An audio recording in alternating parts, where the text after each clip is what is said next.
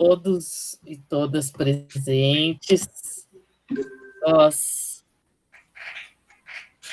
estamos dando início a um lançamento do livro, que eu vou deixar as palavras para o Davis, sobre uso público e as suas contribuições. Ele faz parte de um projeto que foi da FAPESP, aqui, na liderança do Davis, com Sidão, eu estava, e Lica não pôde estar nesse momento. Agradece a presença de todos.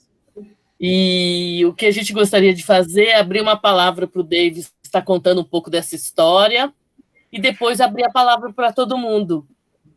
A Sueli foi prefacerista do livro, então está comentando aqui.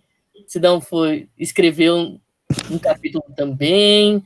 Então, que todas as pessoas possam estar comentando um pouco sobre o livro depois da fala do Davis e abrir um bate-papo com todos aqui, que queiram perguntar e tudo mais.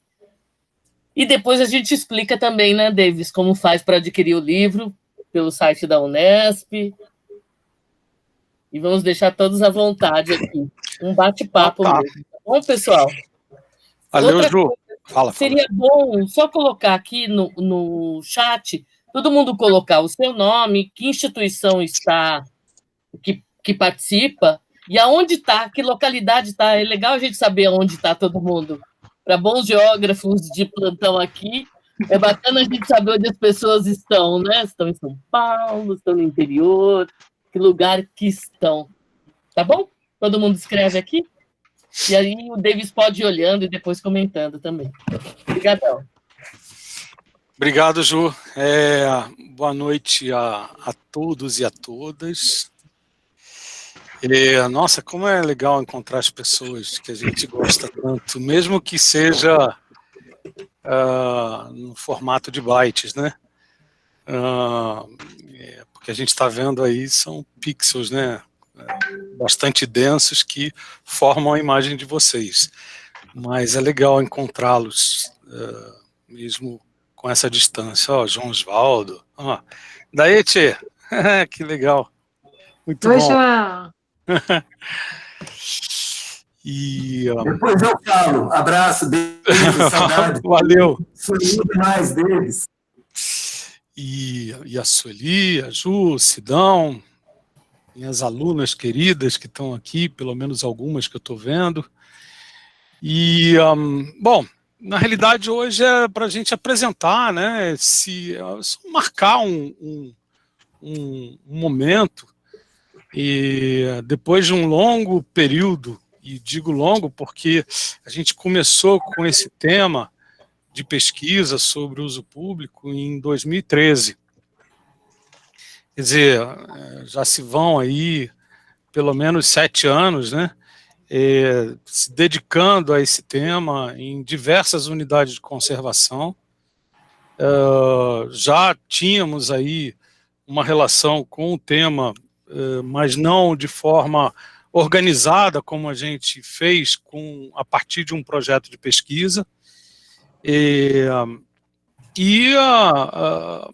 Isso tudo nos levou, então, a organizar esse livro de forma a representar esse processo, né, esse tempo que várias pessoas se uniram para se dedicar a discutir conceitualmente e empiricamente também a questão do uso público em áreas protegidas, né. A gente sabe que não é inédito o tema, né, várias pessoas já trabalharam com a temática do uso público a partir de uma reflexão acadêmica, mas historicamente a gente vê que essa discussão tem sido muito voltada principalmente para os impactos da visitação em unidade de conservação. E a gente resolveu, talvez, né, enfrentar a discussão mais conceitual mesmo sobre o significado do uso público para a gestão desses territórios. Marinês, que legal. Bem-vinda. E foi isso, né? A gente, então, a gente organizou um projeto de pesquisa. Eu queria mostrar umas imagens para vocês. Eu não vou contar tudo que está no livro, obviamente, né? O livro depois vocês podem, quem quiser, tem duas opções.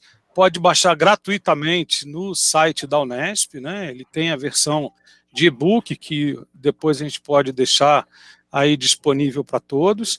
E existe a possibilidade também de quem tiver interesse, eu gosto, né, de ter o livro em papel, mas também pode pedir sob demanda, a editora envia para casa o livro impresso, mas aí ele é pago. Não é um livro caro, estava vendo na editora, não é um livro muito caro, então, para quem gosta do livro em papel como eu, tem essa opção. Mas ele pode ser baixado gratuitamente no site da Unesp. Então, eu vou apresentar um slide, depois umas fotos para a gente relembrar algumas coisas, e aí eu vou comentando algumas coisas, depois eu passo a palavra para os demais, ok?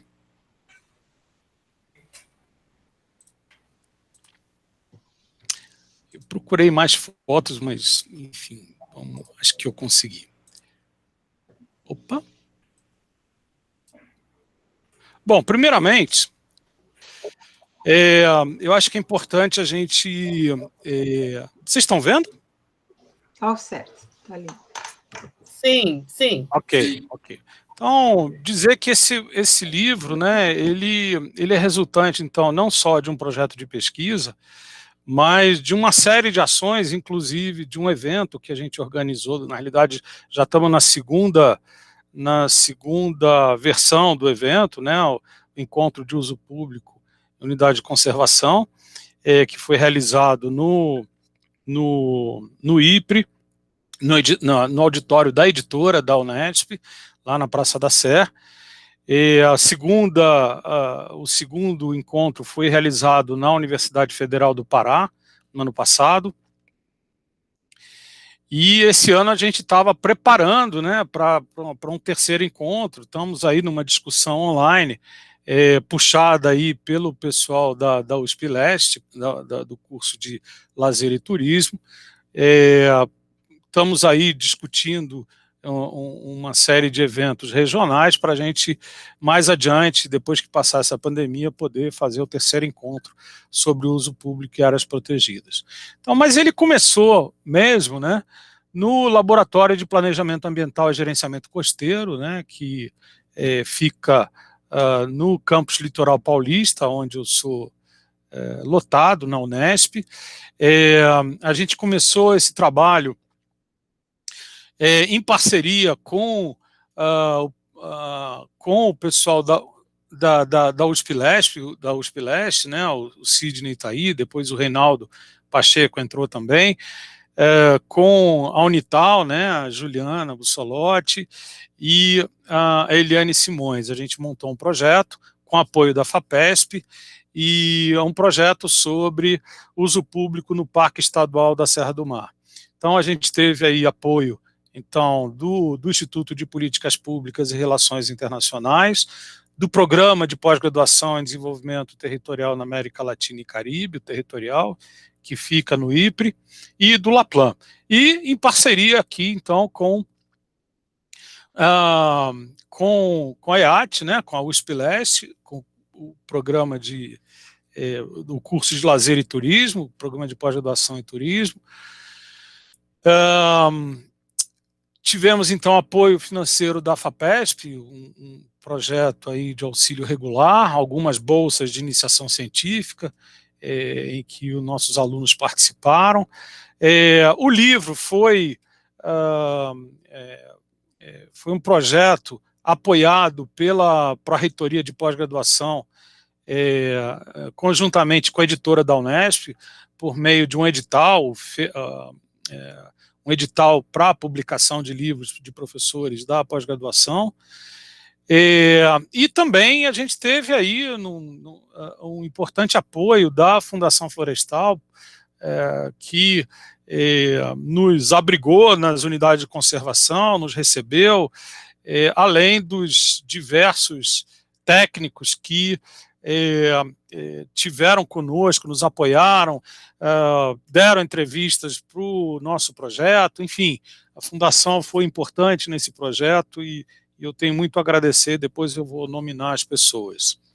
O livro, ele está dividido em 11 capítulos, né? O primeiro, bom, tem o prefácio da minha querida, e eu digo querida de coração, a Sueli Ângelo, a qual tenho assim um respeito e uma admiração enorme, e por isso eu convidei ela para prefaciar o nosso livro, uma grande honra, um texto que eu li mais de uma vez, porque toda hora que eu leio eu me emociono.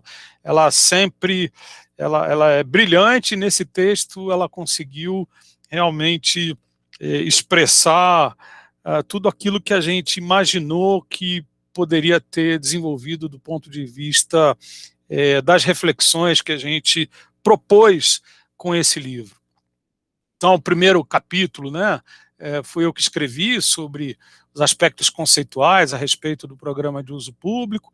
Depois tivemos aí um texto escrito pelo Marcos Sorrentino, que é professor da ESAL, que a gente já trabalhou junto no Instituto Equar alguns anos atrás. Ele foi da minha banca do mestrado, inclusive, mas a gente tem aí algumas identidades, e foi muito... E aí ele participou do evento, né, e a palestra dele se tornou um dos capítulos do livro. A professora Mirleide Char Bahia, da Universidade Federal do Pará, que infelizmente hoje não pôde estar presente, ela escreveu para a gente mais cedo, ela está cuidando da mãe, que está num tratamento de saúde importante, então ela não pôde estar presente, e ela trata de um assunto fundamental, que eu também trato no meu capítulo conceitual, que é as unidades de conservação como espaços relacionais.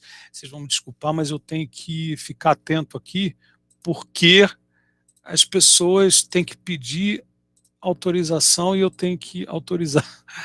Então, tem que voltar aqui.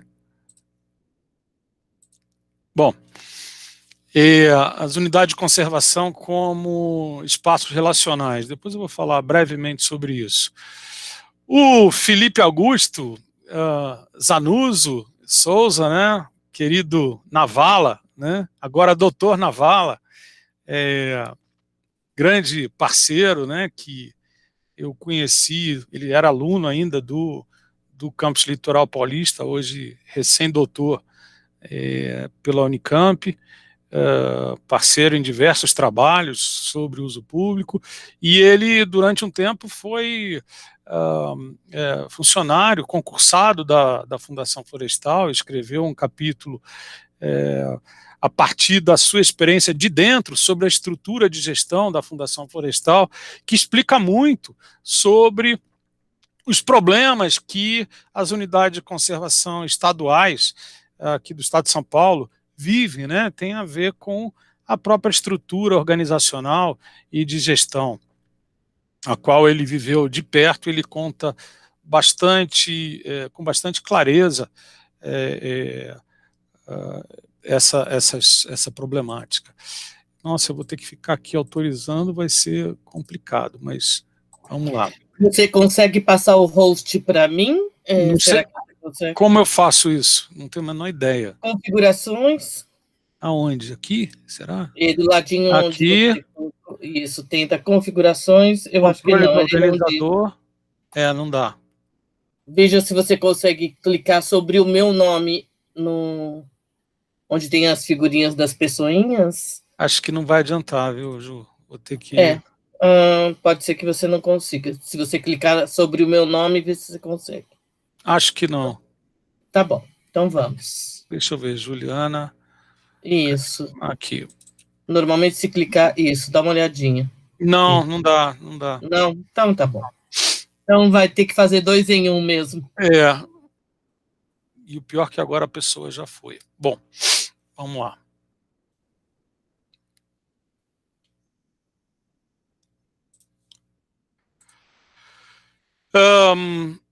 Voltando aqui, então,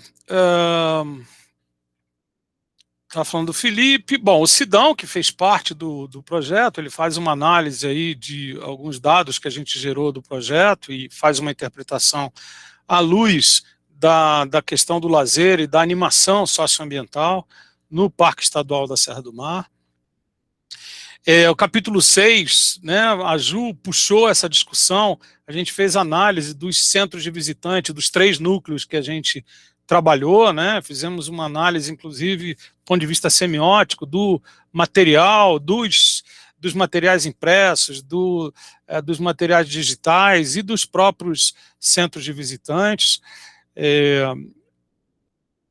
A Aline Abas, que foi uma orientada minha de iniciação científica, hoje ela trabalha no Núcleo Pissinguaba, já trabalhou no uso público, agora trabalha com programa de pesquisa, e ela fez o trabalho de conclusão de curso dela sobre, nos ajudou aí, mas sobretudo da visitação escolar no Núcleo Pissinguaba, que é muito intensa.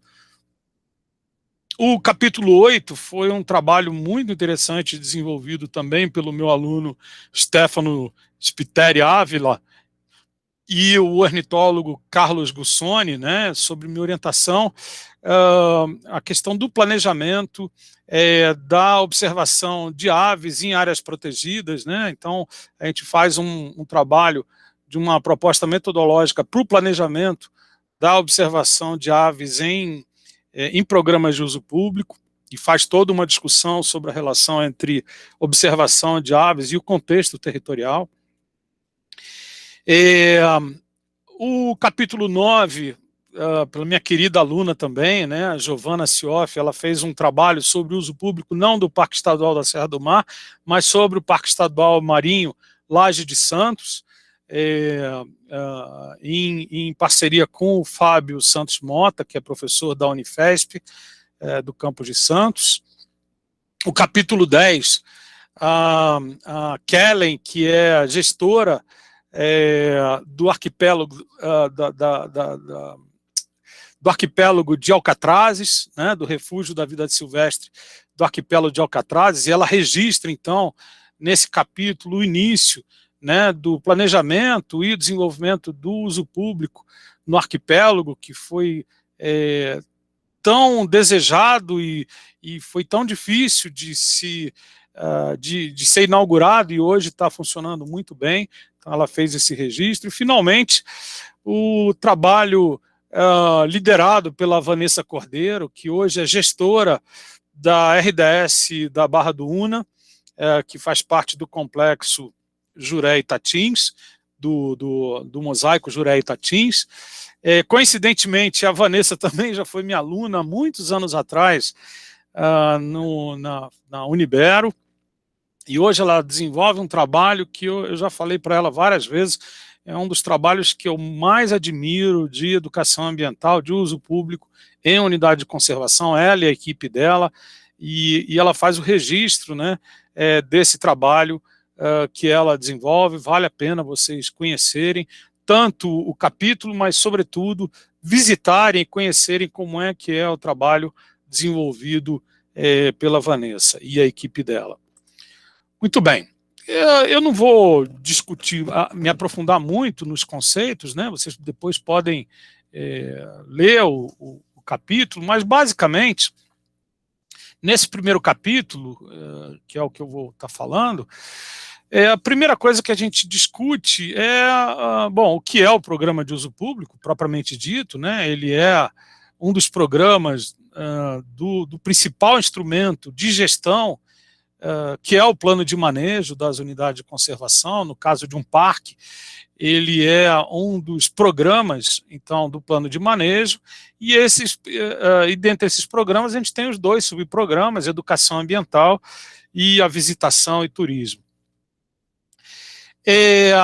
Uma das coisas que a gente discute é que uma das funções do programa de educação ambiental, me desculpem novamente, deixa eu autorizar aqui a ver quem é aqui. Ok, voltando. Um dos objetivos principais, no nosso entender, sobre a importância da educação ambiental na unidade de conservação é a possibilidade dela decodificar os conteúdos territoriais aonde esses espaços protegidos são instituídos, né? Na realidade, são políticas territoriais de proteção da natureza e da cultura também, e caberia à educação ambiental ajudar o visitante a decodificar os conteúdos territoriais que estão sendo trazidos nesse processo de proteção.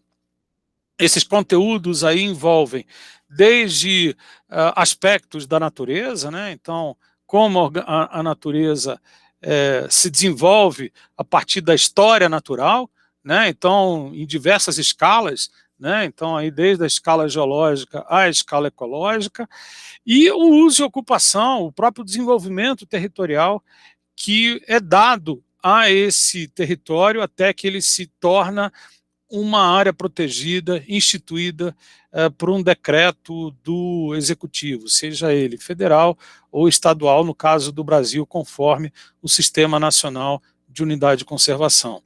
E aí, a educação ambiental, se ela se propõe a comunicar esses conteúdos, ela não pode sonegar também as contradições que carrega esse processo de desenvolvimento territorial.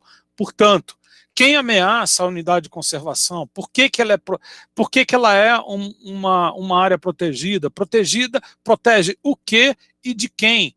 Então, essas são perguntas que o subprograma de educação ambiental poderia estar respondendo e comunicando, né, por meio de um processo de educomunicação. Esses nexos comunicativos entre território e sociedade que geram, portanto, significâncias que ampliam o repertório de quem ou deveria ampliar o repertório de quem visita essas áreas protegidas, né? E quem visita, quem usa, quem são os usuários dessas unidades de conservação, né?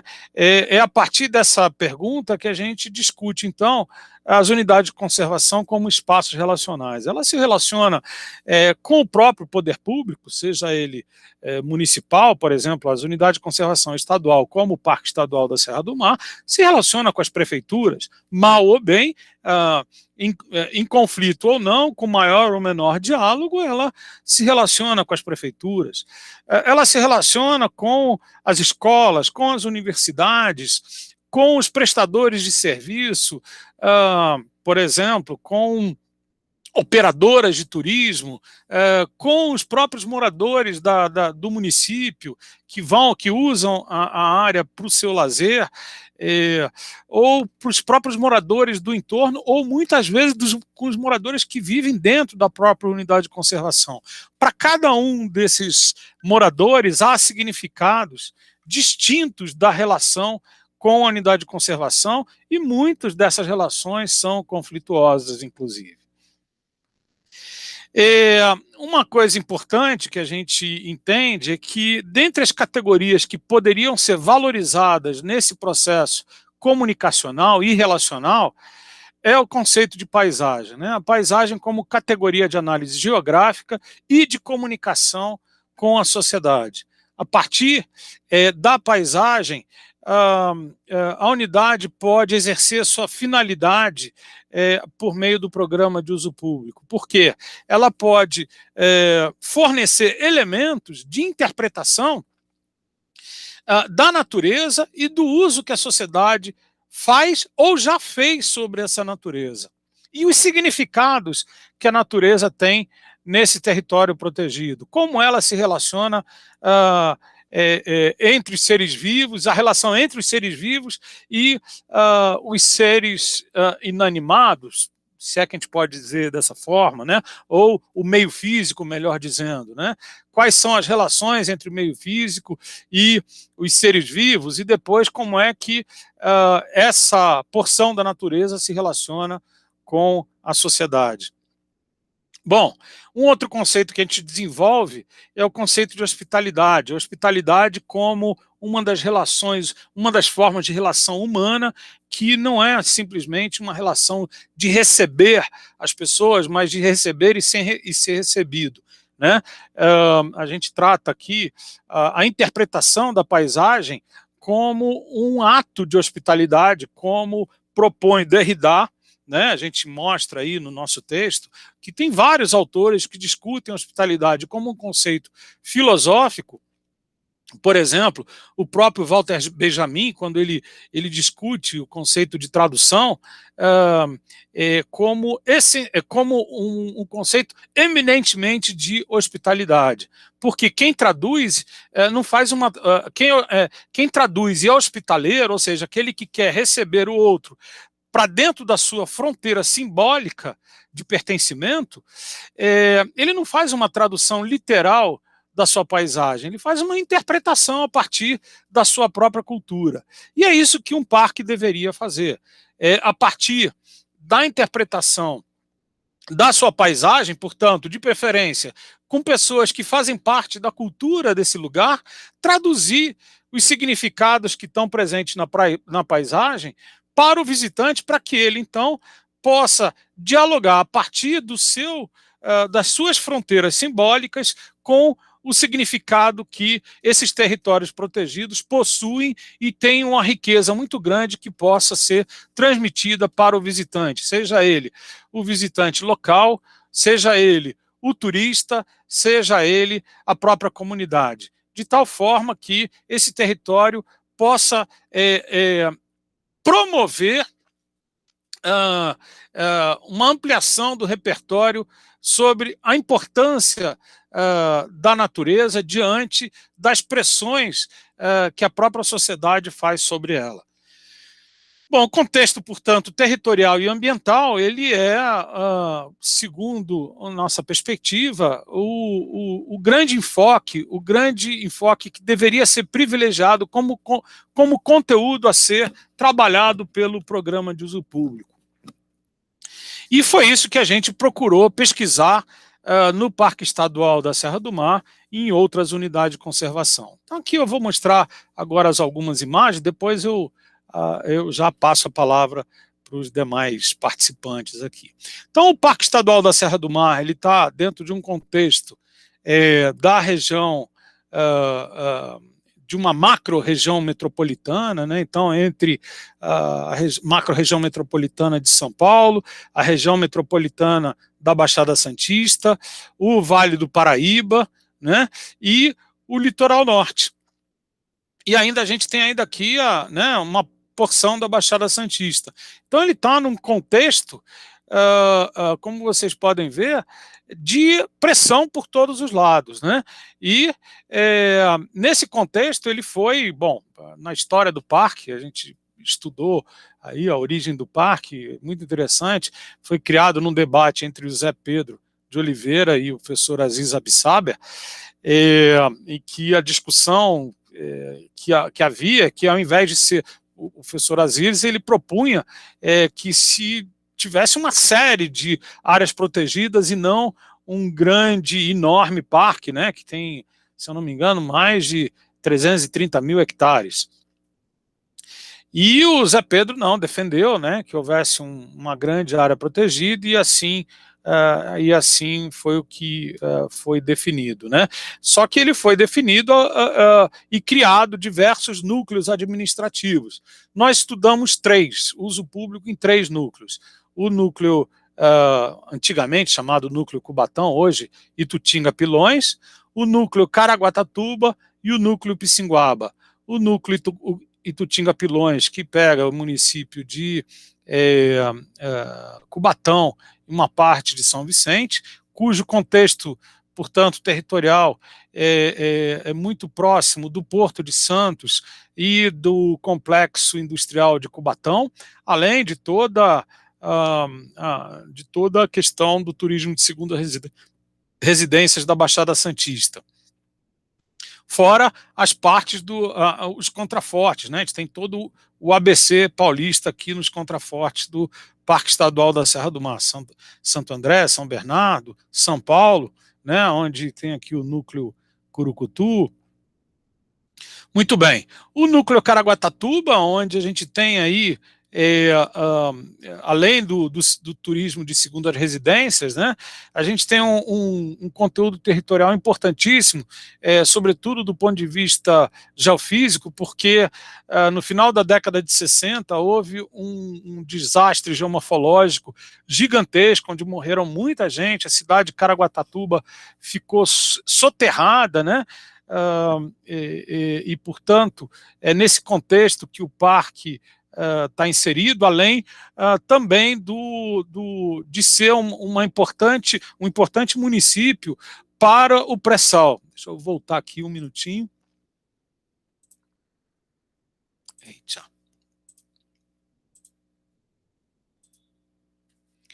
Um importante município para o pré-sal. Cadê?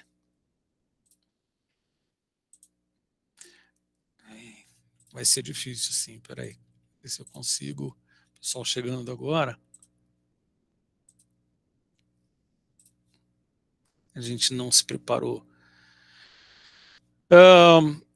Então, Caraguatatuba, eu estava falando, né? Tem aqui o pré-sal e a base, né? A gente tem uma indústria de gás, né? Ligada à produção de gás na bacia de Santos, né, e os dutos, né, que passam aqui no Parque Estadual da Serra do Mar, e finalmente o núcleo Pissinguaba, aonde, além do município de Ubatuba, então todos esses municípios estão vinculados à questão do turismo de segundas residências, mas a gente tem uma coisa bastante peculiar do núcleo Pissinguaba, que além de ser uma das áreas do parque que protege do topo da Serra do Mar até a cota zero, no caso da Praia da Fazenda, é um lugar que coincide com diversas áreas de comunidades tradicionais que habitam o território que é o parque. Na realidade, já habitavam antes desse território se tornar parque. Então, antes de eu passar adiante, vou voltar aqui para permitir o pessoal entrar aqui na nossa apresentação. Bom, aqui, então, começando a primeira imagem. Aí, Ju, isso aqui é uma brincadeira, né?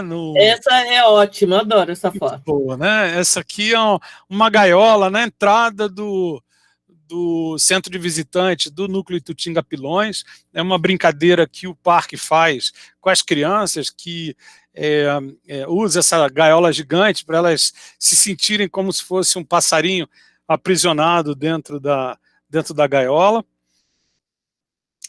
Aqui eu quis trazer essa foto. Isso aqui também é dentro do centro de visitantes do núcleo Itutinga-Pilões. Eu não sei agora como é que está esse ano. Me parece que ele ia passar por uma reforma, mas essa já é uma foto antiga.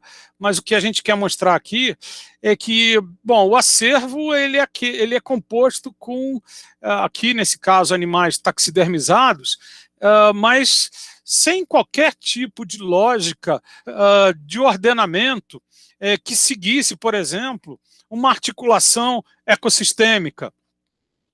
Ele foi sendo usado, os animais que foram sendo doados aí para o núcleo, eles colocaram ali e serve para as crianças observarem os animais taxidermizados, mas não permite que eles possam fazer um nexo ecossistêmico a partir da observação da organização do acervo.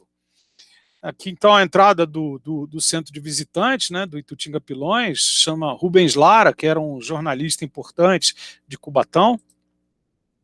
Aqui, no núcleo Itutinga-Pilões, então, no cantinho escondido, deixa eu ver se eu consigo... No cantinho escondido, a Lana não está conseguindo entrar, mas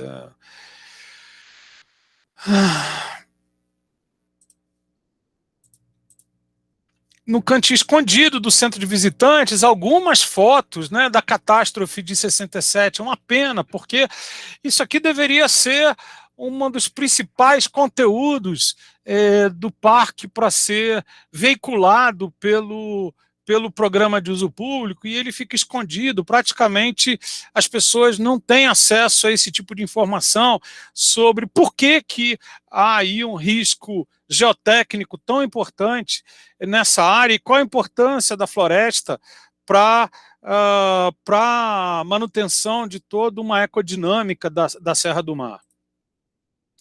Aqui o Sidão, né, com a gente no campo, a gente fazendo a pesquisa aí sobre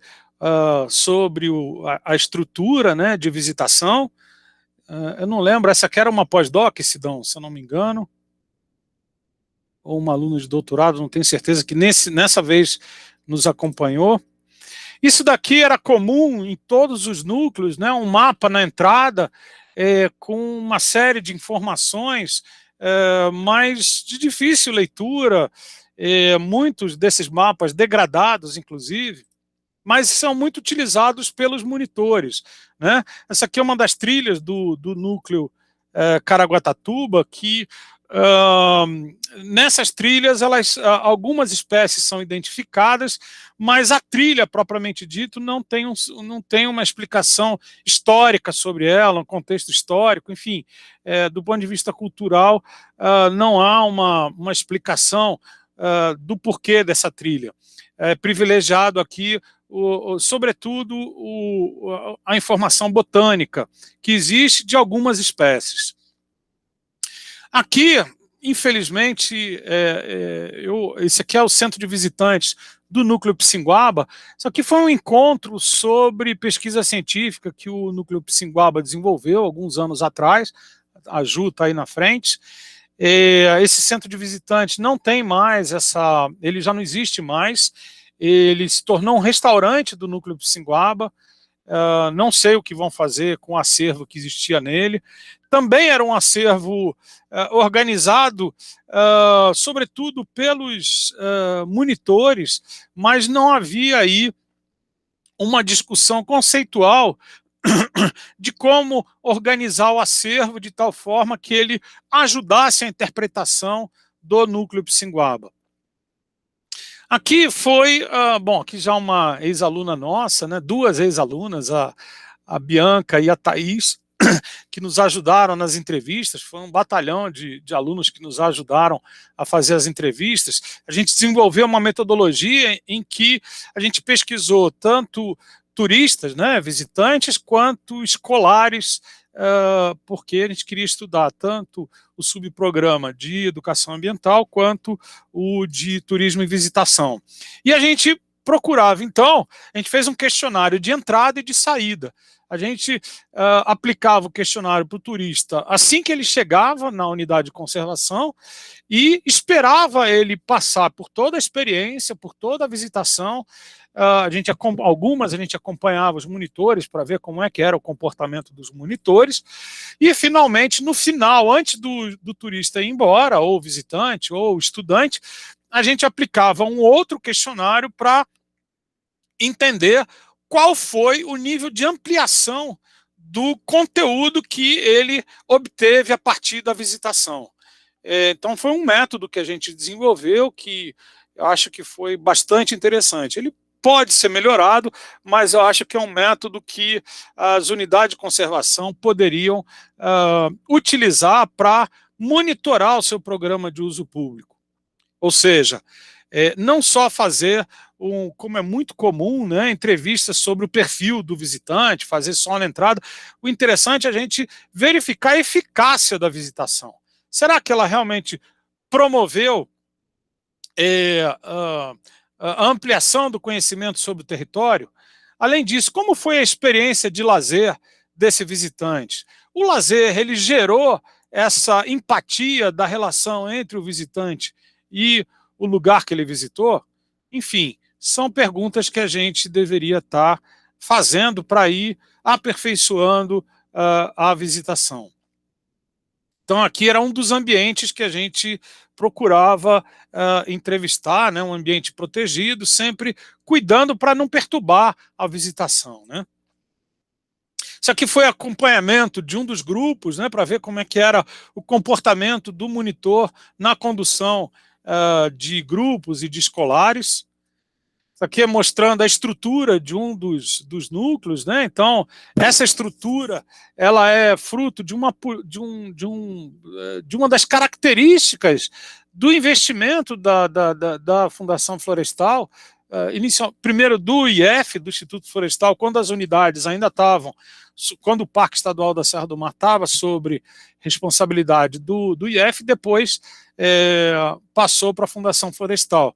Mas a gente tem aí marcado por alguns investimentos feitos pelo PPMA, pelo Programa de Proteção da Mata Atlântica, e mais recentemente investimentos feitos pelo Programa de Recuperação Socioambiental da Serra do Mar.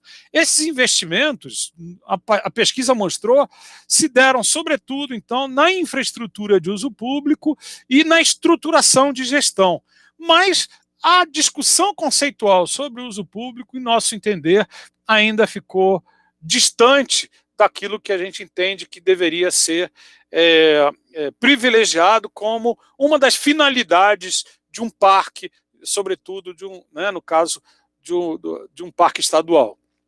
Aqui, ó, dos lugares que eu gosto muito, né, a Praia da Fazenda.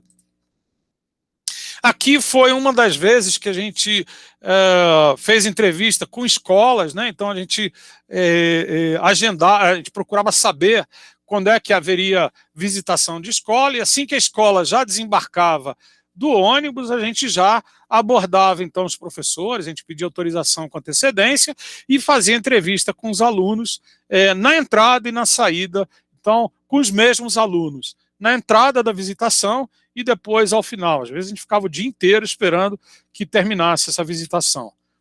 Vamos ver se tem mais alguém aqui que está querendo. Bem rapidinho.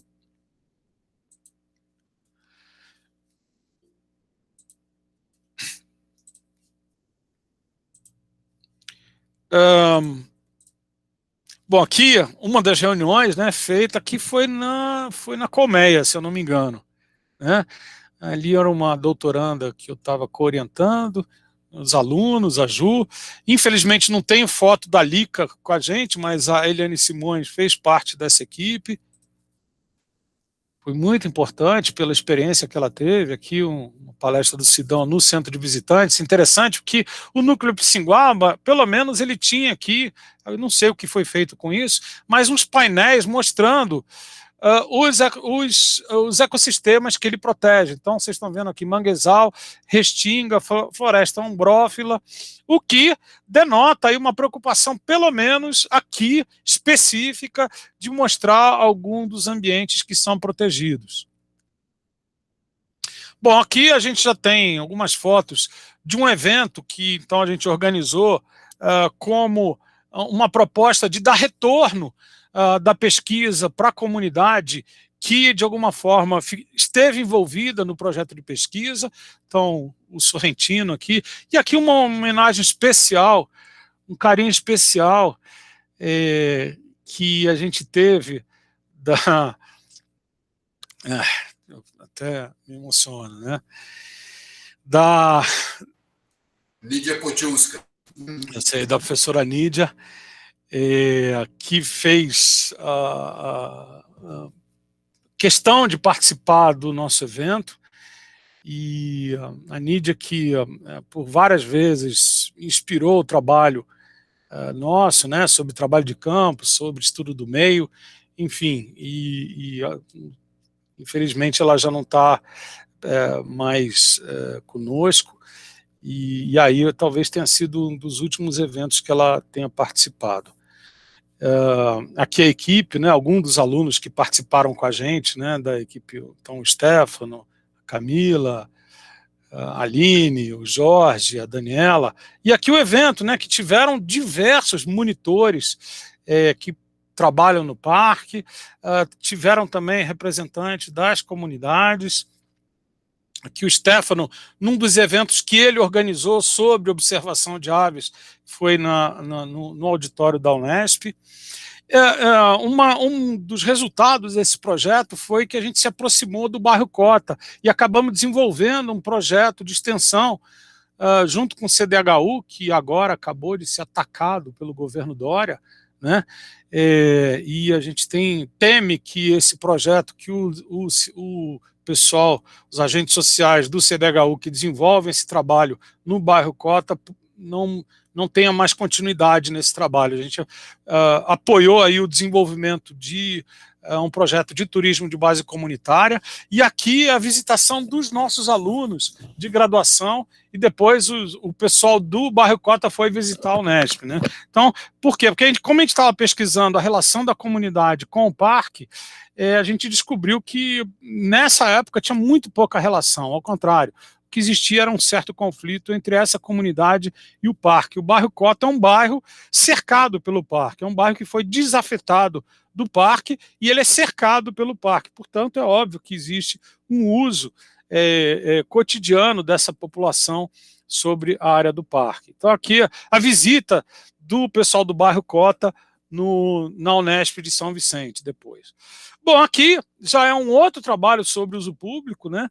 Feito pela minha aluna Giovana Sioff, e a ideia aqui dessas fotos é mostrar saída de São Vicente, então o contexto urbano que a gente sai, depois a gente atravessa toda uma área de fundeio e de pesca, né? A gente tem aqui, quem vai em direção à Laje de Santos, passa pela área de fundeio, que normalmente da praia a gente vê poucos navios, mas quando a gente vai mar adentro, a gente observa que tem dias que tem mais de 100 navios ancorados. A partir dessa área chega-se a uma área de exclusão de pesca, onde então não há embarcações, e em seguida a gente chega então no Parque Estadual Parque Marinho Laje de Santos, e a Giovana estudou junto com apoio aí do Fábio, o conteúdo que as operadoras de mergulho desenvolvem ao levar os turistas para mergulhar na Laje de Santos. Por quê? Na realidade, o parque ele não tem uma equipe de educação ambiental, o parque não tem uma equipe que conduz a visitação.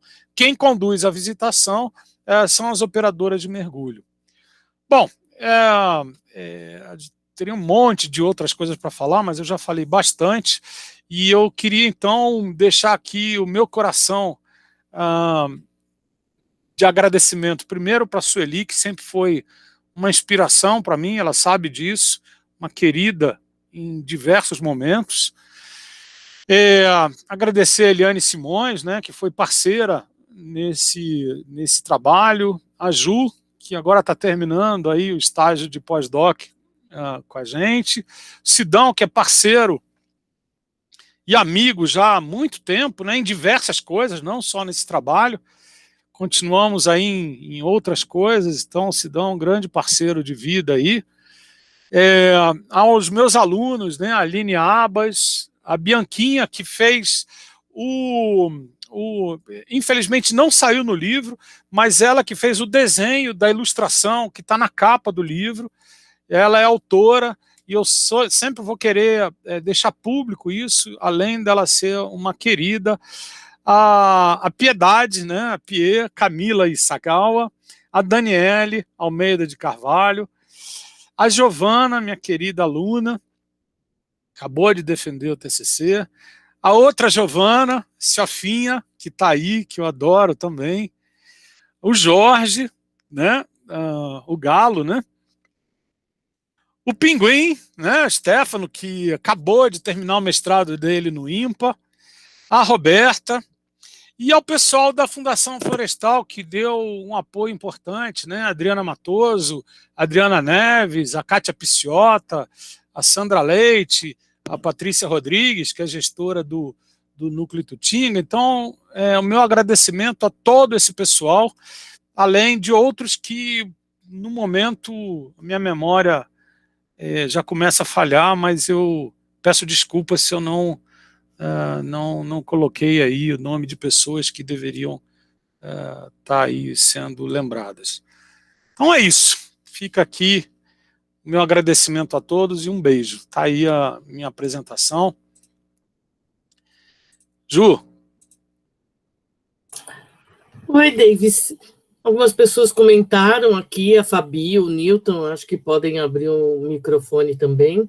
E se alguém quiser fazer um comentário ou comentar algum dos capítulos do livro, fiquem à vontade. Não estamos em muitos, a gente consegue administrar, né? Posso começar? Eu Pode sei que são os autores os que deveriam talvez falar primeiro, mas posso falar alguma coisa? Sim, porque eu acho que o tempo é curto e eu gostaria muito de falar, primeiro, para agradecer muito esse esforço de todos vocês. Eu não sou autora, sou leitora de todos os artigos para poder escrever algo que pudesse ser estimulante para a leitura do livro. Eu acho que todo livro ele é um projeto, ele é uma dedicação de vida, ele tem a história de todos. Os escritos têm alma, né? Sempre tem, o escrito tem alma, e eu considerei isso ao pensar em cada um, que conheço muitos de vocês, tenho também um imenso respeito, um amor enorme por vocês. Conheci vocês nas trajetórias, não é de hoje, a gente se conheceu na aproximação de princípios, de valores, aproximação acadêmica, mas também de muita amizade. E, ao ler os capítulos, eu queria falar só umas 3 coisas que eu acho que são assim, as preciosidades de um trabalho muito sério, de um engajamento muito importante e da visão crítica que a gente não acha que é um problema na vida, a gente acha que é uma qualidade para pensar para os outros, é uma empatia com o mundo, uma empatia com os outros quando a gente é crítico. Então, a gente está vivendo um momento muito difícil, por isso que eu estava muito ansiosa por falar, porque esse momento nosso é um momento de retrocesso, que todos sabemos, e, portanto, a gente vai ter que serrar fileiras de novo, né? Sair das cadeiras, a gente está preso agora, mas a gente tem que ir para a rua, a gente vai logo mais, logo já, a gente vai dar a demonstração das nossas imensas indignações com este momento. Imensas, não porque somos pessoas que, segundo alguns, lemos alguns livros que deveriam ser proibidos, né? Devia falar para mim, você lê Gramsci? Não pode citar mais Gramsci, toda a minha palestra tem o Gramsci no primeiro slide. Posso ler quem eu quiser e posso estar com quem eu quiser, né? Mas eu queria falar do livro 3 coisas que eu acho muito fundamentais, né? Bom, para quem não conhece, eu sempre gostei de ter pé dentro e fora da universidade, atualmente estou na universidade, responsabilidade de chefe do departamento de geografia, tenho uma trajetória de trabalho a vida toda em unidade de conservação, nunca estudei fora de unidade de conservação, apesar de trabalhar também com áreas verdes urbanas, orientar vários temas como vocês também, eu sempre tive muita vinculação, comecei minha vida lá na Ilha Anchieta, trabalhando fauna de praia, né, mas ia amando aquilo que eu estava conhecendo, porque o conhecimento nos faz, né, nos constrói, mesmo que sejam de detalhe, como às vezes nós biólogos, que eu sou bióloga também lá na origem, a gente se entusiasmava tanto ao saber como funcionava a maré, ao saber como os organismos ali aprendem com a maré, onde eles vão viver melhor, e a gente vai indo nesses conhecimentos que a gente tem curiosidade e gosta de aprender, e sempre nesse aspecto que vocês trazem, né, a importância da educação ambiental. E eu diria que a conservação é um princípio educativo, pegando inclusive o Gramsci que eu falei, que fala de vários princípios educativos, a conservação é um princípio educativo. Então, o esforço de trabalhar esta questão, que é não só uma questão que está posta desde as origens das unidades de conservação, ela é um desafio de formação de todos nós, ela está no centro da sociedade hoje em dia. Precisamos ter mais pessoas que aprendam nos territórios, que consigam desvelar essa paisagem que está pronta, mas que tem passado, presente e futuro. Pensar o que a gente vai deixar para o futuro, né? Os jovens precisam saber que a responsabilidade não é pelo hoje, né? A gente está deixando uma paisagem para o futuro. Então, eu acho que vocês colocam isso muito bem, gostei demais de ler, uma sintonia muito forte entre todos, então eu imagino que vocês tenham conversado bastante, ou ouvido bastante, eu tive muitas oportunidades de trocar ideias no projeto. Hoje eu faço parte, né, eu falei, pé fora e dentro, eu estou nos conselhos de algumas unidades de conservação, voltei lá para os conselhos, sou conselheira da RPPN Sesc Pantanal, e agora a gente está com essa coisa enorme dos incêndios, e me candidatei a ser conselheira do Mosaico Jacupiranga. Eu vou lá no Vale do Ribeira, lá com o Cimar, com a turma que está pensando toda essa coisa complexa da conservação com gente. É assim que a gente pensa a conservação, o princípio educativo da conservação na educação ambiental é mostrar que a conservação se faz com gente. Não há conservação fora de um cenário sem ser com gente. E isso, o uso público, com esse nome, que a gente um dia vai mudar, vamos pensar um nome que seja mais legítimo, né, para essa coisa toda do território que você falou, Davis. Então, essa primeira coisa é de pensar essa conservação como princípio educativo. A segunda coisa que eu queria falar é que nós temos aqui um conjunto de artigos que faz duas coisas, né? Ela traz qual é o lugar dessa produção. Existem muitas coisas escritas sobre o uso público, as mais variadas, muitas vezes os mesmos autores que estão no livro são autores de outros papers e outras produções que a gente também gosta de ler. Mas o lugar desse livro, né? O lugar desse livro, no meu entender, é o lugar que ele ocupa, usando o termo da forma como o Davis, eu sei que pensa, o Sidão também, que eu conheço muito bem o posicionamento socioambiental que eles têm. Foco muito forte numa competência que é a da comunicação, né? Ele vai ocupar porque ele vai fazer essa comunicação. Então, pensar essa relacionalidade que eu coloquei lá é fazer isso, né, Davis? Quantas vezes a gente se encontrou e você falava sempre, olha, a comunicação é isso. Então, como se fosse um ato contínuo, como a gente fala lá no curso de Educomunicação Socioambiental que eu dou lá na ECA, né? Você tem uma liminiscata, educação, comunicação, infinita. O infinito, né, disso. Então, eu queria destacar que esse é o lugar que ocupa, né, dessa chamada muito evidente, muito clara, teórica, muito responsável, mas também tematizada numa prática, né, analisar esse parque, pegar a Serra do Mar, tão emblemático, extrair dela, né, todas as leituras que são possíveis do centro de visitantes e tal. Então, eu acho que esse lugar é justamente o desejo de querer transformação de pessoas. É muito forte a educação ambiental, é muito importante, porque a gente tem o desejo de transformar a sociedade, por isso educadores, professores, a gente está na mão da gente, cultura e cidadania, a gente forma a sociedade inteira, temos que assumir isso, né? Professor, e trabalhar a pesquisa com essa questão educativa, educacional. Conheço bastante a Juliana, tá? Todas as vezes que ela fala, com a força que ela vem com a fala, é isso, né? Estamos convidando essa transformação o tempo todo. E a coisa última que eu gostaria de falar, que é essa lógica perversa que há nos tempos, né? A gente olha, está no momento da história das coisas, que a gente está feliz apontando ali onde estão as conquistas, porque são muitas conquistas. Mas outra hora a gente está sendo líder, né, passar uma rasteira forte, a gente está ali de novo pensando, bom, temos que de novo unir forças e tal. Essa intermitência, por exemplo, eu acho que tinha que ter um título assim, o centro de visitante que virou restaurante. Gente, né, é demais, né? De novo demais. Então, de novo a gente dizer, tudo bem, não era bom, não fazia direito, talvez mais comunicação, talvez mais ação, talvez mais um olhar para todos os que chegam, ávidos por saber algo e os que têm algo a contar. Há muitas percepções nos centros de visitantes, muitas, mesmo aquele conjunto de taxidermistas lá que eu vi agora, eu falei, gente, eu nunca gostei disso, né? Mas, enfim, tem gente que gosta, e a gente tem, bom, como vamos tirar o melhor disso, vamos tirar o melhor disso também, né? Não é minha praia, taxidermizar nunca foi, mas vamos tirar o melhor.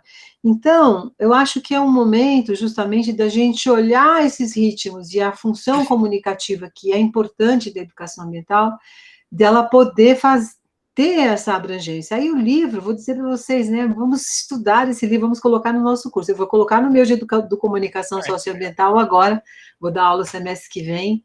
A gente faz um trabalho muito legal com os jovens do Educom, que a gente tem essa questão de valorizar essa visão crítica da comunicação e a produção midiática como algo que atinge muita gente, de redes sociais, o ano passado a gente fez um trabalho muito lindo com as centenárias da Mata Atlântica em São Paulo, em podcast, que os alunos fizeram um trabalho, desafio a régua lá em cima, e os alunos respondem bem, né?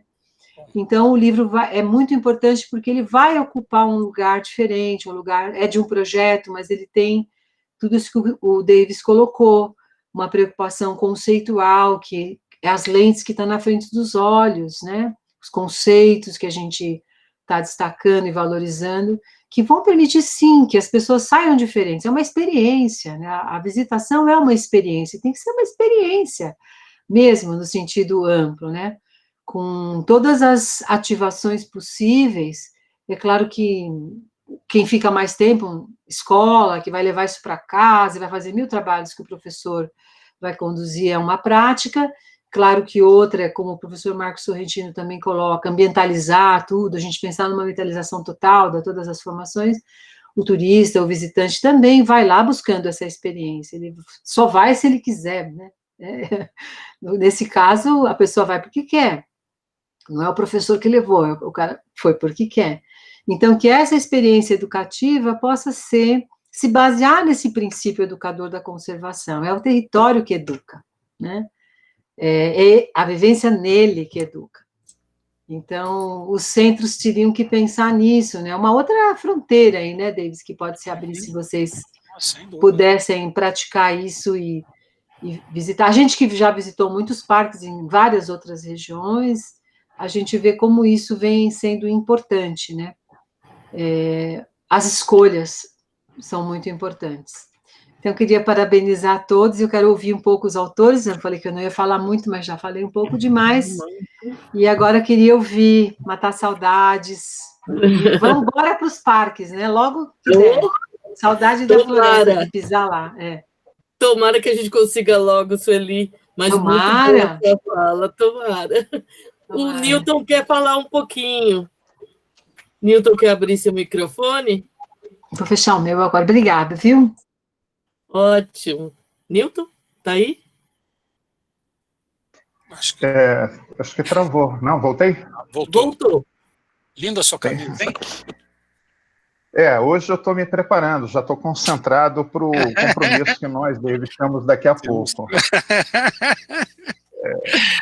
Ontem, o Fórum de Economia Solidária da Baixada Santista promoveu uma live, né? E que ela era intitulada de Políticas Públicas de Gestão de Economia Solidária sob a ótica das instituições de apoio. Que, nesse caso, na economia solidária, as instituições de apoio são as universidades, são as ONGs também que trabalham apoiando, e os outros 2 segmentos são gestores públicos, normalmente estão nas prefeituras, e também os empreendimentos. Eu cometi um erro enorme, porque coube a mim fazer uma pergunta ao professor Davis, e eu cometi um grande equívoco que eu quero corrigir agora. Quando eu elaborei a questão, eu apontei que o professor Davis trabalhava numa universidade ou numa instituição que não tinha uma incubadora universitária, né, para apoiar os empreendimentos, que ele era um pesquisador que trabalhava solo, né? Esse foi meu erro, meu pecado, e o Davis corrigiu na hora. Bom, não é bem assim. É óbvio que eu confundi as coisas naquele momento, né? Porque se a universidade ela tem um curso onde o professor Davis trabalha, que forma pessoas em gestão costeira, em biologia marinha, né? É muito difícil, de fato, que se tenha uma incubadora, né, de empreendimentos econômicos solidários, de cooperativas populares. Mas é interessante que o professor Davis, ele não trabalha solo. É essa que é a grande questão. Absolutamente. Ele tem uma capacidade de construir redes. Eu sou extensionista da Secretaria de Agricultura e Abastecimento, faço minha militância no Fórum de Economia Solidária da Baixada Santista e já fui mobilizado pelo professor Davis várias vezes, assim como várias pessoas do Fórum, pessoas que o admiram muito, cursos que ele já promoveu pelo Fórum, reuniões, apoio a construção de projetos de turismo de base comunitária em quase todas as aldeias da Baixada.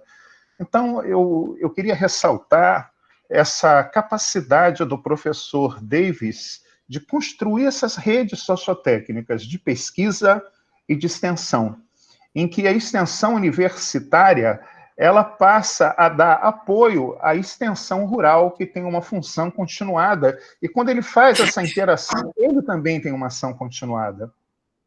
Então, o professor Davis seria o que o Bruno Latour chama de tradutor de redes sociotécnicas, que é aquele que coloca as pessoas em cooperação e abrindo oportunidades.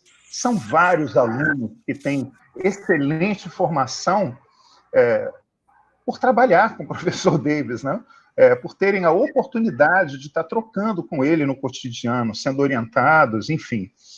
Então, eu queria fazer esse resgate e colocar que todo esse trabalho de pesquisa que o professor Davis coordena na Baixada, e sempre buscando construir essas redes, certamente tem resultados que podem, se os gestores públicos e a comunidade se apropriarem dessas informações, de aperfeiçoar a gestão das unidades de conservação, de construir empreendimentos econômicos solidários mais consolidados, enfim, da gente poder estar fazendo essa conciliação que ele consegue fazer muito bem entre sociedade, o ambiente e entre as pessoas. Então, isso é raríssimo. E me parece que esse tipo de conciliação que Davis consegue fazer, ele resulta não só nesse tipo de trabalho de extrema qualidade, como esse que está sendo lançado agora, como também nos traz uma esperança enorme nessa proximidade com a universidade, com o conhecimento que temos, e nos dá força para ter uma militância transformadora. E militância bem feita, ela tem que ser feita fundamentada na ciência. E o professor Davis faz essa ligação do nosso movimento com a ciência. Então, professor Davis, meu amigo, eu te parabenizo, assim como todas as pessoas que estiveram envolvidas nesse trabalho, que te apoiaram, que te ajudaram, tiveram sob sua orientação, que também te ajudaram a pensar, levaram reflexões para você, que você nunca dispensa a contribuição do outro. É uma troca contínua que você promove. Eu parabenizo todos vocês e estou com uma expectativa muito grande de ter acesso a um exemplar impresso. Não, esse já está garantido. Esse é bom.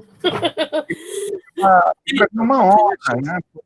Estar aqui falando, expondo o que penso sinceramente de um profissional de primeira grandeza que atua na Baixada Santista, que com a gente tem não só a proximidade geográfica, mas como a principal das proximidades, que é a proximidade de propósito. Que propósito, bom, que bom. Melhor. Muito obrigado, Davis, por essa oportunidade. Muito obrigada, Newton, pela sua explanação. Eu acredito que o Davis deva estar emocionado também com essa sua fala. Mas antes do Davis fazer algum comentário, não precisa sair e ele quer fazer uma fala. Então ele precisa dar aula, porque ele é professor. Ju, obrigado. Muito rapidamente, eu vou pedir licença, peço desculpas, porque quarta-feira é meu dia de aula na graduação e eu já falei com os estudantes que a gente ia atrasar 1 horinha. Só que já estamos com 1h12 e eu falei, já mandei, pedi para o meu monitor pai mandar um e-mail dizendo que a gente vai atrasar 20 minutos mais. Então, quero dizer, daqui a pouco então eu vou sair, desculpem, né?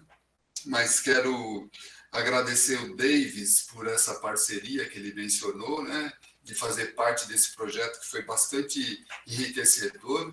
Eu aprendi bastante com os colegas, com amigos dos temas que nos foram propostos, porque foi a primeira vez que a gente se debruçou sobre o contexto territorial e ambiental. Ou seja, os programas de uso público, de certa maneira, olham para dentro, né? o umbigo da universidade, as questões que envolvem a biodiversidade ou mesmo a sociodiversidade dentro da unidade de conservação, e raramente ou nunca tratam de onde essa unidade de conservação se insere, né? As questões macroeconômicas regionais em que ela está inserida. E isso não é trabalhado nos programas de uso público. E a gente teve a oportunidade de fazer uma crítica construtiva, não é, Davis, Ju? De poder fazer uma sugestão de como incorporar isso, porque os visitantes das áreas protegidas, obviamente, estão fora, tirando o morador que visita a sua própria área, né, uma comunidade que está dentro de uma unidade de conservação e que vive ali. O turista, o visitante, obviamente, ele vem de fora, de um contexto urbano, normalmente. E esses nexos, para usar a palavra que o Davis usou aí na fala dele, eles precisam ser reforçados. E um programa de uso público, ele merece ter essa amplitude de análise, de uma escala mais micro para uma escala mais meso ou mais macro mesmo. E acho que isso a gente conseguiu, pelo menos no relatório final do projeto, né, Davis, tentar dar conta disso. Então, eu vou usar esse meu livro também, esse nosso livro também nas minhas aulas, isso. Aí, agora mesmo, nessa disciplina que eu dou, que chama Lazer, Turismo e Meio Ambiente, um dos módulos trata de uso público em áreas protegidas, e eu vou substituir, já que saiu, né? Saiu a tempo. A gente vai começar a discutir isso lá para meados de novembro, daqui a um mês. Vai ser a oportunidade de eu pôr os estudantes para lerem e para criticarem nosso trabalho, né? Acho que vai ser uma experiência bacana dentro dessa ideia do uso público, que eu concordo com o Açúcar. Esse nome já caiu por terra, né? E caiu por terra não, porque ele existe, obviamente, está aí, né? Vai falar com os gestores como que é o seu uso público, ele já vai falar, opa, esse é do métier, isso já é iniciado, porque uso público é um termo bastante limitado, eu vejo, circunscrito aos gestores, aos técnicos que trabalham, né? As pessoas que visitam essas áreas estão pensando em lazer, em turismo, em visitação, e talvez um nome mais apropriado, eu nem vou me atrever a querer colocar aqui, mas uso público já está superado, vamos dizer assim, né? E especificamente no meu capítulo que eu escrevi o outro em coautoria com a Ju, com o Davis, com a Lica, mas o que eu escrevi sozinho, eu trato um pouco disso do cidadão no seu momento de tempo livre, que ao invés de ir para ficar em casa assistindo o Faustão na TV, ou ir para um shopping center dentro da cidade, ele resolve visitar a natureza, reencontrar a natureza perdida no imaginário dele, né? Então, o que passa na cabeça desses visitantes não escolares? Porque a educação ambiental para escolares, a educação formal, obviamente, ela tem alguns pressupostos importantes, né, dentro do conteúdo programático de cada disciplina que vai lá trabalhar com os estudantes, mas o visitante ele está num momento de descontração, de diversão, que é outro imaginário. Obviamente que o escolar pode ter diversão e descontração também, mas ele não está no lazer dele, vamos dizer assim, ele está diante de um tempo de obrigação, ele está obrigado ali, de alguma maneira, a estudar aquela área, né? Enfim, portanto, esse cidadão no tempo livre dele, desobrigado das suas funções, ele está ali por livre e espontânea vontade, é um momento em que você pode trabalhar o uso público, né, o programa de visitação, de uma maneira diferente, né, que busque incentivar a curiosidade dele ao invés de passar uma informação. O evitar uma aula formal no meio da natureza, embora uma ou outra vez pode dar uma explicação formal, mas o que esse visitante está interessado é no aguçar a sua curiosidade a respeito de um determinado elemento que está lá e que, a partir da curiosidade dele, você pode amplificar para dentro de uma explicação interna da UC ou dentro desse contexto regional.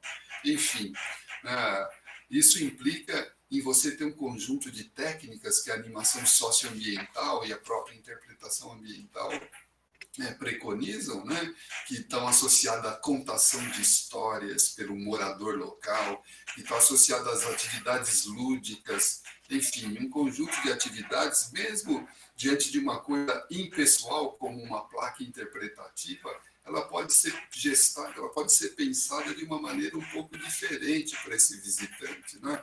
Ao invés de ter aquela placa que o Davis mostrou, com um mundo de informação pouco atrativa, ela pode ser uma placa diferente, pensando nesse aguçamento da curiosidade, fazendo mais questões e menos respostas.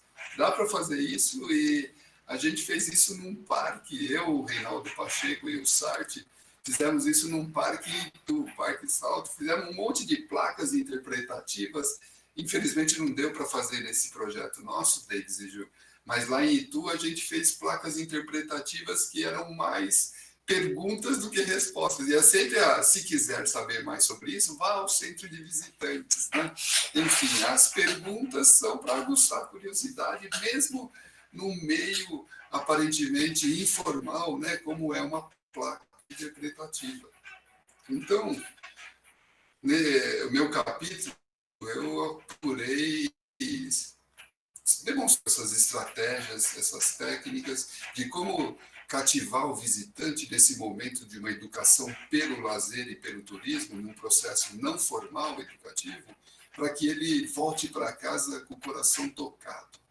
O quão importante é, né, sensibilizado, não com um conjunto de informações prontas, acabadas, mas com o coração tocado sobre a importância de conservar aquele local que ele acabou de visitar dentro do contexto regional, né? Enfim, é isso. Eu vou ter que me ausentar, pessoal. Desculpe, foi um prazer muito grande mesmo. Davis, Juliana, a Lica, que não está aqui, a Açúcar, que prefaciou brilhantemente, e a gente se vê nas outras rodadas da vida. Valeu, Sidão, grande parceiro de todo esse processo e grande amigo. Boa aula. Obrigado. Um abraço, pessoal. Estou saindo. Abração, Sidão.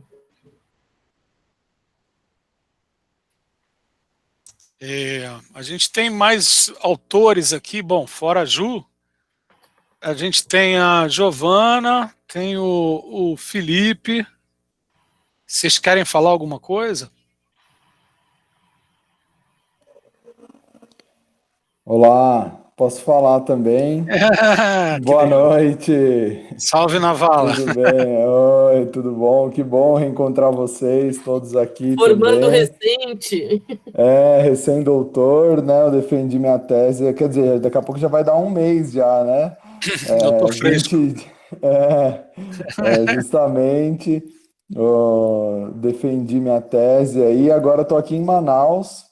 A professora Sueli falou, estou aqui no INPA, coordenando um projeto de educação ambiental aqui numa área do INPA de visitação, que é uma área bem interessante também, acho que para a gente pensar. Com a Rita? Com a Rita É a Mesquita. reserva do Duque? Na reserva do Duque, não? Não, eu estou no Bosque da Ciência. Ah, no Bosque da Ciência, que legal. Ô, Felipe, tu sabe que eu ia fazer o programa de uso público do Bosque há muitos anos atrás, a convite dela.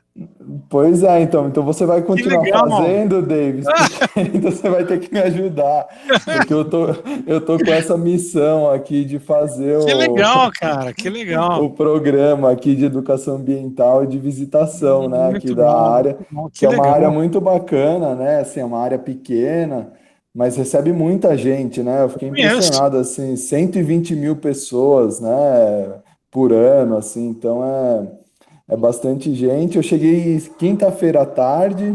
Nossa, então que show. tô me ambientando aqui também, até com o horário hoje quase que eu perdi, porque a gente tá uma hora antes, né? Então eu continuei aqui no INPA, por isso que eu tô com o celular, eu tava sem meu notebook, então eu tô fazendo aqui pelo celular, computador que eu tô aqui utilizando tá sem... não tô conseguindo fazer funcionar a câmera, então tô pelo celular, mas é um prazer poder estar aqui com vocês também essa noite. e que em breve nós possamos também celebrar o livro aí, todo mundo coletando autógrafos pessoalmente do Davis lá, né? Eu já mandei imprimir o meu Nossa, também. tu é autor também, né? Não esquece. Sim. Então, eu vou falar um pouquinho aqui do meu capítulo, né, que eu escrevi. O meu capítulo, ele é ele traz até um pouco da abordagem da minha tese, né, que eu defendi, que é esse olhar para o arranjo institucional. Então, como o arranjo, essa estrutura, essa instituição, como ele afeta as ações de gestão, as dinâmicas, né, de gestão. Então, a gente tem várias, né, o plano de manejo, conselho gestor, fiscalização, criação de novas unidades, e uma delas é a dimensão que a gente considerou no artigo do uso público. Então, o artigo ele traz uma abordagem do arranjo, mas com olhar para uso público, como que isso afeta, né? Como que essa dimensão afeta as ações de uso público. E aí eu trabalhei com uma ideia do arranjo, nesse momento desse artigo, depois na tese eu acabei considerando 4 dimensões, mas para o artigo a gente considerou a dimensão técnica e a dimensão política. E aí eu fiz uma análise da estrutura, né? Então, desde o período de permanência do diretor executivo da Fundação Florestal, que é o chefe, né? O alto escalão, vamos dizer assim, da política pública de gestão das unidades, até a ponta, né? Até o gestor lá. Então, como que é essa dinâmica, tanto da questão da burocracia, então como são contratados, quais os tipos de cargos que existem, né? E o que eu evidenciei aí é que os últimos anos têm sido períodos de muitas mudanças, né? Muitas rupturas, e isso, de certa forma, gera um impacto muito grande na gestão e nos temas de uso público. Então, se a gente pegar aí, a gente já teve trabalhos que foram e voltaram, né? O próprio núcleo de novos negócios, gerência de ecoturismo, núcleo de novos negócios, né? A coisa às vezes vai e volta em diferentes momentos. E aí as principais conclusões que acho que é interessante falar também, não vou falar muito, né? É o que a gente denominou de mosaicos de gestão, né? Na verdade, a gente tem toda essa mudança e isso aí, Núcleo de Parcerias e Novos Negócios é o nome atual, né? Que acaba gerando um isolamento de cada área, cada qual com seus caminhos, né? Orientações e estratégias, sem um padrão, sem princípios norteadores. E essa instabilidade da gestão do alto escalão acaba gerando uma dificuldade de alinhamento, né, de alguns conteúdos. Na apresentação que a gente fez, eu trouxe isso para o artigo, né, a gente colocou uma figura como se fosse de uma montanha russa de emoções, né?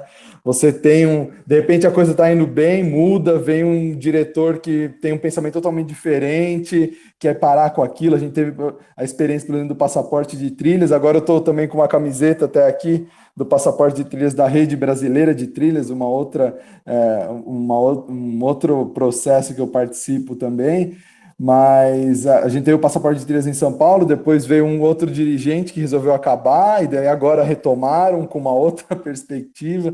Então você acaba tendo essa montanha-russa de coisas assim, né, que acaba dificultando pensar o interesse público, né, das áreas protegidas, da visitação, de você pensar conteúdo de médio e longo prazo, a partir dessas rupturas, né? E acaba também dificultando pensar soluções criativas, né, para a gestão. Então, como você não tem uma continuidade, você acaba é óbvio que nós temos diversos problemas nas unidades, né? Falta de pessoal, né? Carência de recursos e tudo, mas a descontinuidade, inclusive a falta de experiência, muitas vezes que o alto escalão acaba sendo comprometido, né?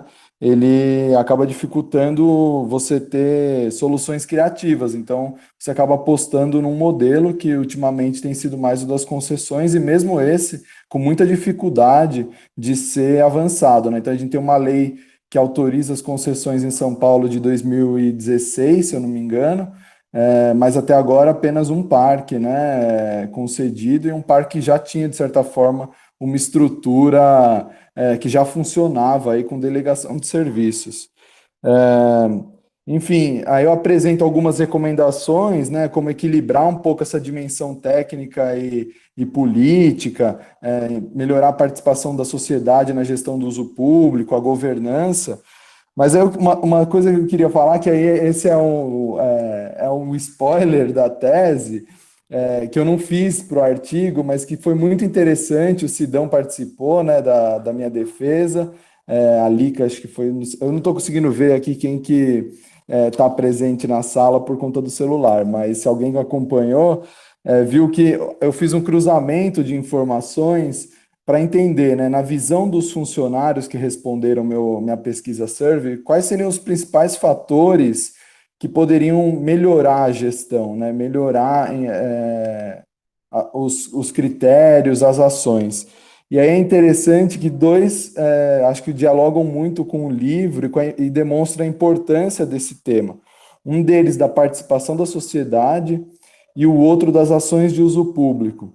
Então, na perspectiva dos funcionários, você melhorando, fortalecendo essas duas dimensões, você tem uma capacidade de melhorar diversas outras, como se fosse um guarda-chuva, né? Você pode, a partir de uma análise estatística que eu fiz, você tem possibilidades de melhorar diversas outras ações de gestão. Então, acho que demonstra também aí, a partir dos dados da minha tese, a importância do tema, do livro, e parabéns para nós, né, ainda estamos precisando resolver umas coisas, né, Davis, mandar uma assinatura impressa lá para a Unesp, né, eu sei que não é fácil também, então parabenizar você e todos os seus alunos aí pelo empenho para conseguir efetivar a publicação do livro. E obrigado para todo mundo aí. Eu vou continuar mais um pouquinho aqui. Valeu. Obrigadíssimo, Felipe. Parabéns pelo seu doutorado aí, pelo novo trabalho. Né? Que bom que está todo mundo espalhado por aí. Davis, gostaria de fazer o encerramento, porque nós já estamos, né, nos adiantando na hora aqui. Abrir seu som. Não, vamos encerrar. Eu primeiro queria agradecer as palavras tão generosas, né, tanto da Sueli quanto do Newton, do Sidão, super generosas, né? Dizer que, se tem alguma coisa que eu posso concordar sobretudo com o que o Newton colocou, é que, sem dúvida que esse livro, mas não só esse livro, mas a minha trajetória de trabalho, ela é relacional, né? Ela é inspirada por um autor que eu carrego como uma corcunda, que é o Martin Buber, né? Onde ele define o ser humano como um ser relacional em que eu está em tu e tu está em eu, né? Então não tem o eu, né? Tem a relação. Então nós temos aqui, eu tenho aqui uma série de relações muito amorosas com vocês todos, né? Portanto, qualquer trabalho que a gente desenvolve tá um pouco de cada um nisso daqui. Um pouco não, bastante de cada um. Não é? Eu simplesmente estou ajudando a organizar, mas não é um trabalho autoral, individual, né? Muito pelo contrário, ele é um trabalho relacional. E por isso que a gente resolveu estudar o uso público também, porque o uso público essencialmente é relacional. É a relação do território com a sociedade, né? É a relação de uma política de proteção com a sociedade, como é que ela deve se dar. Então essa pergunta, ela não está respondida ainda. né? Não pelo menos do ponto de vista da política, que é o que a gente quer estimular, como a Sueli mesmo colocou. A intenção não é fazer crítica às pessoas, à instituição, muito pelo contrário. A gente quer estimular que se tenha um olhar, porque o que o Felipe falou agora é fundamental. As pessoas acham que a gente é contra a concessão porque é contra a concessão. Não, é porque o poder público não tem nem ele clareza qual é a finalidade do uso público. Isso não é discutido em profundidade. Ou melhor, o uso público é tido como uma possibilidade de mercantilização do território. Se reduz a lógica mercantil de colocar as unidades de conservação nas prateleiras do mercado, fazendo aquilo que a companheira do Felipe chama de green grabbing, né? O que a Mari chama de green grabbing. E é exatamente isso que a gente entende que se o bem comum é colocado como finalidade, não há problema em ter uma concessão, porque a concessão tem que obedecer à finalidade que é o bem público, né? Garantir que as pessoas possam usufruir do bem público e não de uma mercadoria, né? Então, a nossa posição é essa, né? De estimular essa reflexão, de não tornar as unidades de conservação, que são bens comuns, em meros fetiches para se tornar fetiches, espetáculos, para se tornarem mercadoria nas prateleiras do turismo, né? Bom, enfim, queria agradecer a presença de todos, dizer que, bom, eu vou dormir com o coração hoje assim, cheio, né? Super gostoso estar aqui com vocês. Outra coisa, que o livro, então eu botei o link do livro, dá para baixar. Ele estava com um problema que ele só abria com um programa que é da Adobe Digital, eu botei aqui, Adobe Digital Edition, que é um programa gratuito para abertura de livro, porque tem outros programas, mas aí ele não abre um outro livro. Então, com esse programa que é gratuito, é só baixar no site da editora e é gratuito o livro. Agora, o livro impresso aí tem um custo que dá para pedir por demanda. Espero que vocês aproveitem, e ele foi feito para ler mesmo e ser lido, criticado, né? E, enfim, quem sabe a gente pode continuar avançando nessa discussão. Então, um beijo no coração de todos e de todas. Valeu! Beijo, muito bom ver todo mundo. Viva! Suca. Parabéns, Davis! Valeu, Newton!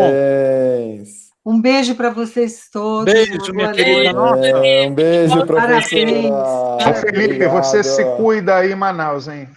Felipe, que beleza também te ver. Eu tô aqui, ó. Maior fã desse menino aí. Vou ligar para a Mariane todo dia, senão a gente vai te pegar de tapa, hein? Não, isso aí.